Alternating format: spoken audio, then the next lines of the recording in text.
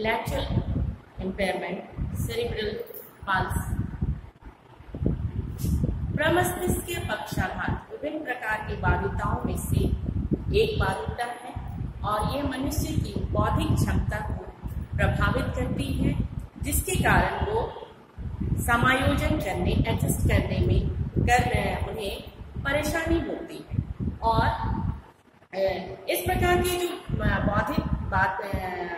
बौद्धिक बाधित बालक हैं, उनका संपूर्ण व्यक्तित्व विकास पर ये बाधिता नकारात्मक रूप से प्रभाव डालती है।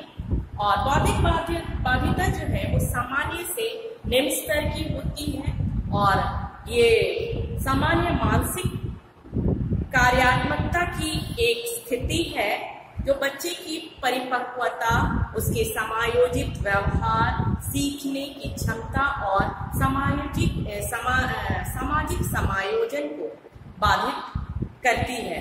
और इससे प्रभावित बालक जो है उनका मानसिक विकास अवरुद्ध हो जाता है और वह अपनी आयु के अन्य सामान्य बच्चों से वो पीछे हो जाते हैं। उनकी शैक्षिक उपलब्धि अन्य बच्चों के अपेक्षा अच्छी नहीं रहती है। और ये जो अवस्था है, जन्म से तुरंत बाद या प्रारंभिक बाल्य अवस्था में ही ये जो बाधिता है उनके बारे में पता चल जाता है। अब आप देखते हैं प्रमस्तिष्कीय पक्षाघात, बौद्धिक अक्षमता का अर्थ। ये जो प्रमस्तिष्कीय पक्षाघात है, सेरिब्रल पाल्सी जो है, वो तंत्रिका नर्वस सिस्टम से इनका रिलेशन है और नर्वस सिस्टम से संबंधित इनकी अक्षमता है।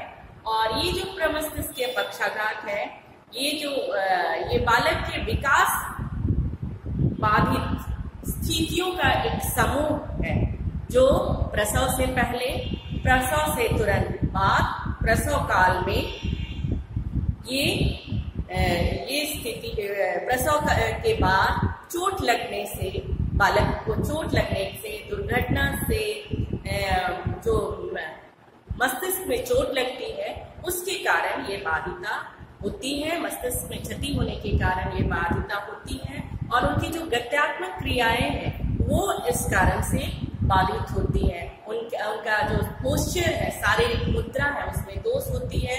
वो बैलेंस नहीं कर पाते हैं, फिजिकल एक्टिविटीज करने नहीं पाते हैं, ठीक तरीके से कर नहीं पाते, वो कोऑर्डिनेशन के साथ काम नहीं कर पाते हैं। ये सब कमी उनमें दिखाई देती है और इनकी जो शारीरिक जो पोस्चर है उनमें असंतुलन, इम्बैलेंस होते हैं और उनकी एक्टिविटीज, गत्यात्मक जो क्रियाएं हैं उससे संबंधित दोष प्रमस्तिष्कीय पक्षाघात के प्रमुख लक्षण होते हैं। पक्षाघात का मतलब होता है लकवा, पैरालिसिस, और इसमें मानसिक मंदन, मेंटली रिटार्डेशन, वाणी और दृष्टि, श्रवण संबंधी कठिनाइयां होती हैं। और ये जो बाधिता है, इससे ग्रसित बालक को ये सारी समस्याएं, इस बाधिता से ग्रसित जो बालक होते हैं उनमें बहुत सारी समस्याएं, उन्हें दिखाई देने में भी प्रॉब्लम होती है, सुनने में प्रॉब्लम होती है, शारीरिक गतिविधि करने में भी प्रॉब्लम होती है, उनकी इम्बैलेंस होता है, उनका जो एक्टिविटी होता है उसमें बैलेंस नहीं रहता है, वो प्रॉब्लम होती है इन सब बातों में उनमें। और उनमें चलने संबंधी असमानताएं होती है, उनको सांस लेने में प्रॉब्लम होती है, चूस नहीं पाते हैं, वो खाना को निगल नहीं पाते हैं। और ये जो प्रक्रियाएं हैं, ये सारी प्रक्रियाएं करने में इनमें बाधिता होती है। और ये ऐसे बाधिता वाले बच्चे जो हैं वो देर से चलना सीखते हैं और टेढ़ी मेढ़ी चाल चलते हैं और उनका पोस्चर में दोष होता है। विशेष उनका शरीर का जो मुद्रा है उसमें दोष विशेषता पाई जाती है और ऐसे बालकों को दौरे भी पड़ सकते हैं। और कई बालक की बौद्धिक क्षमता जो है सामान्य से बहुत अधिक रूप से प्रकट होते हैं। इसलिए प्रमस्तिष्कीय पक्षाघात के जो व्यक्ति को प्रायः कहा जाता है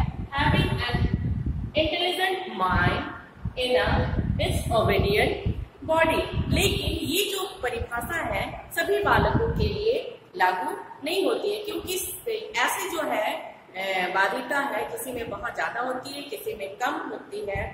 बौद्धिक क्षमता में किसी में बहुत ज्यादा होती है, किसी में कम होती है। तो ये सभी के लिए ये परिभाषा लागू नहीं होती है। और इसमें इम्पोर्टेंट बात ये है कि ये जो बाधिता कि कोई भी दो बालक एक समान नहीं, एक समान बाधिता इनमें नहीं होती है और इन बालकों को व्यक्तिगत हस्तक्षेप की जरूरत होती है। और भारत में कम से कम 500 में से एक बच्चा इस बाधिता से ग्रसित होता है। और इस बाधिता का मुख्य प्रभाव दैहिक गतिविधियों और फिजिकल एक्टिविटीज और कोऑर्डिनेशन, मांसपेशियों का कोऑर्डिनेशन, समन्वय पर पड़ता है। अब हम देखते हैं प्रमस्तिष्कीय पक्षाघात के कारण, causes of intellectual impairment cerebral palsy. क्या क्या कारण हो सकते हैं? यह जो दैहिक बाधिता है एक व्यापक विकार है और जो सबसे अधिक, ये जो विकार है सबसे अधिक दैहिक गतिविधियों को प्रभावित करता है। और इस असमर्थता का वास्तविक कारण अभी तक पता नहीं हुआ है और इसका कारण है, लेकिन प्रायः यह जन्म से पहले, जन्म के समय अथवा जन्म के पश्चात मस्तिष्क में आघात होने के कारण, चोट लगने के कारण ये विकसित होता है।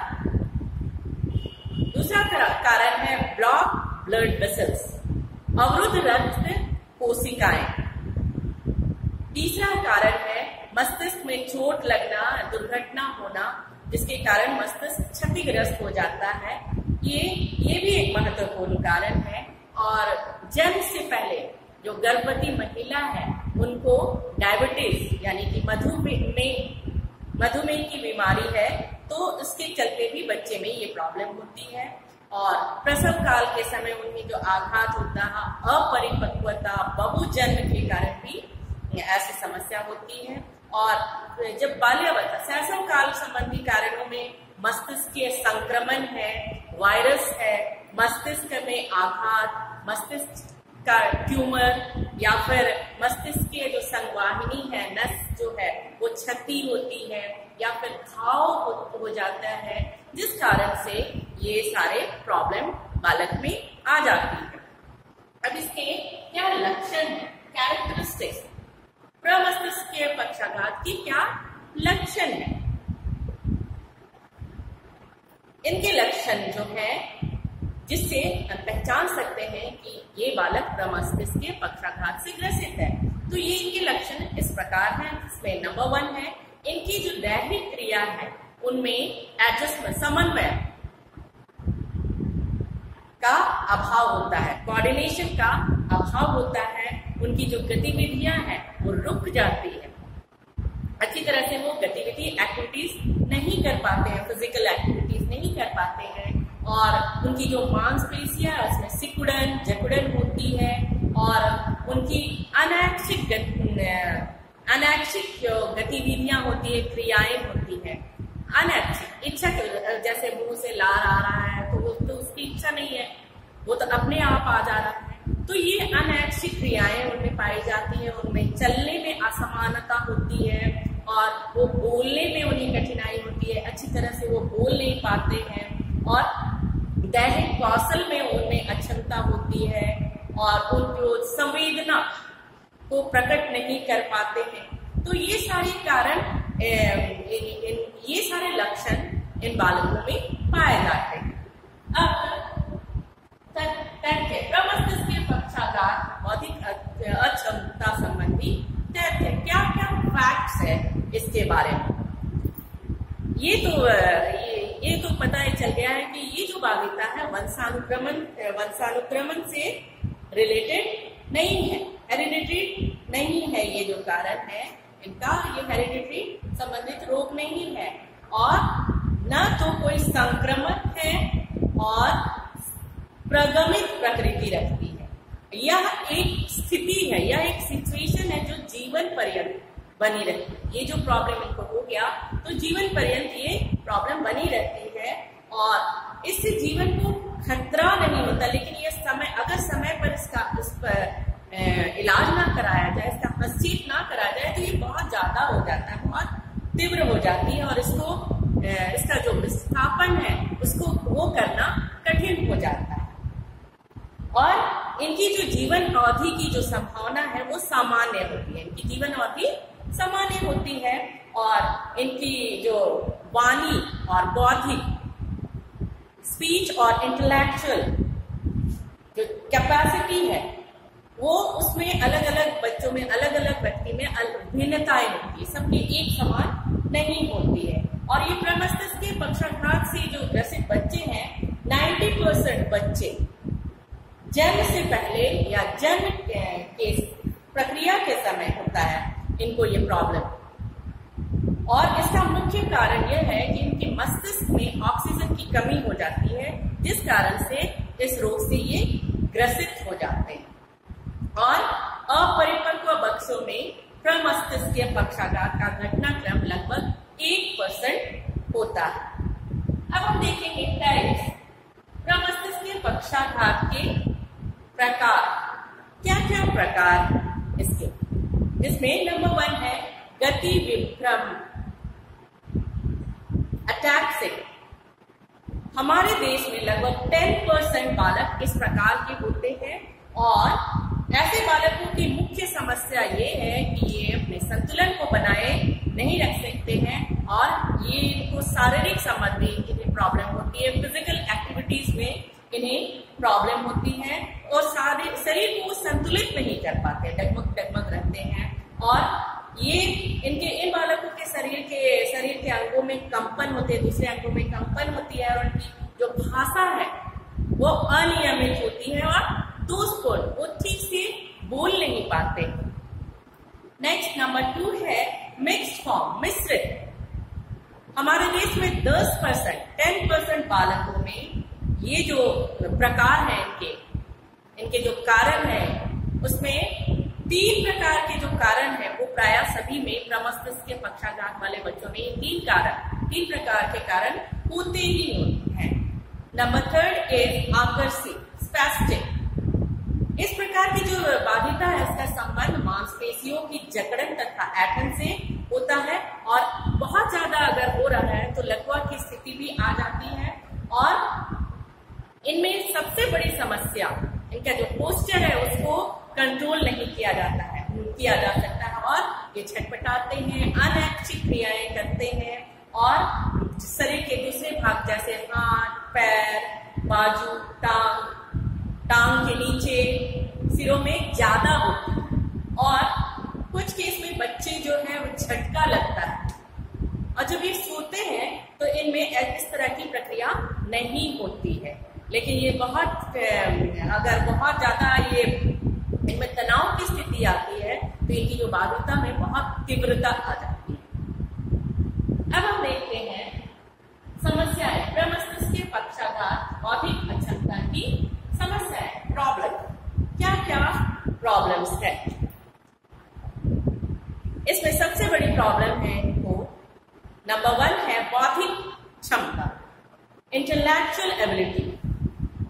इन बाधिता बालकों में बौद्धिक अक्षमता रहती है, में अंतर होता है और कुछ बालक सामान्य होते हैं या सामान्य से बहुत ज्यादा इनमें बौद्धिक योग्यता होती है, लेकिन अधिकतर इस मामले में अधिकतर बालकों का जो बौद्धिक विकास है, क्योंकि मस्तिष्क में चोट लगता है इस कारण इनका बौद्धिक विकास अवरुद्ध हो जाता है और इन बालकों का उपलब्धि स्तर, अचीवमेंट लेवल जो है, जो उसकी योग्यता दूसरे बालकों की तुलना में इनका निम्न होता है, क्योंकि इनकी मेंटल में चोट लगता है, मानसिक स्थिति मतलब चोट आती है, मस्तिष्क में चोट लगती है, जिसके कारण इनकी बौद्धिक क्षमता जो होती है वो प्रभावित होती है।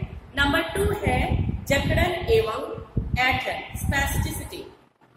ऐसे बालकों में जकड़न और ऐंठन की समस्या उत्पन्न होती है और इसमें एक हाथ अथवा पांव या फिर दोनों हाथ या फिर दोनों पांव इस तरह से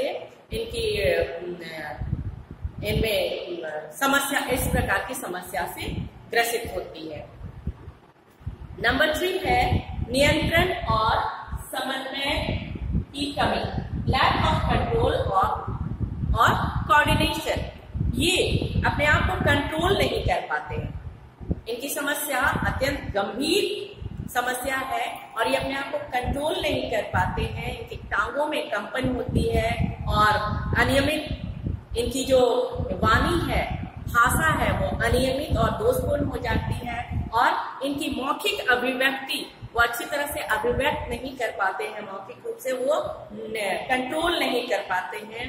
कठिनाई होती है इन्हें कंट्रोल करने में मौखिक अभिव्यक्ति को, और ये स्वयं पर कंट्रोल नहीं रख पाते, स्वयं पर, अपने शरीर पर वो नियंत्रण नहीं रख पाते, क्योंकि इनका मस्तिष्क ही काम नहीं कर पाता है। तो कैसे ये अपने आप को कंट्रोल में रख सकेंगे। नंबर 4 है दैहिक गतिविधियां, फिजिकल मूवमेंट। और इन बालकों की सबसे बड़ी समस्या है शारीरिक गतिविधियां, क्योंकि ये शारीरिक गतिविधियां को करने में इन्हें बहुत कठिनाई होती है। अपने बॉडी को ये कंट्रोल नहीं कर पाते, चलने फिरने में कठिनाई होती है, उठने बैठने में कठिनाई होती है, बैठने में कठिनाई होती है, उन्हें किसी के सहारा लेकर बैठना पड़ता है। तो ये जो अपने दैहिक फिजिकल एक्टिविटीज जो है वो ठीक तरीके से नहीं कर पाते। नंबर 5 है बैठने संबंधी मुद्रा, सिटिंग पोस्चर। इन ऐसे बाधिता से ग्रसित कुछ बच्चों को बैठने में वो असमर्थ होते हैं। बैठने में उन्हें किसी के सहारे की जरूरत होती है, क्योंकि जब वो बैठते हैं तो बार बार गिर जाते हैं और उसे लगातार सहारे की जरूरत होती है। आज के लिए बस इतना ही। धन्यवाद।